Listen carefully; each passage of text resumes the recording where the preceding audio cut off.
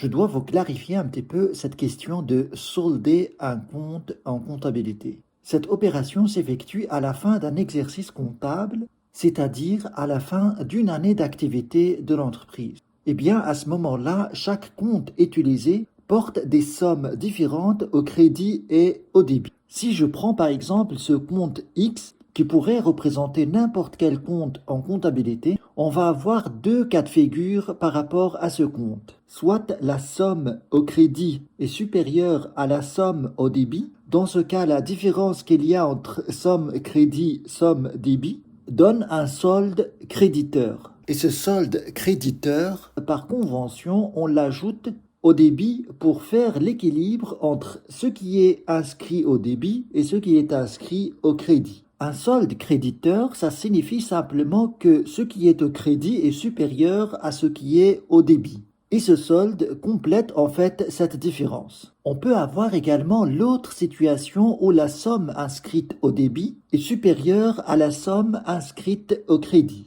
Et dans ce cas aussi, on ajoute au crédit ce qui va faire en sorte que ce qui est inscrit au débit égale ce qui est inscrit au crédit.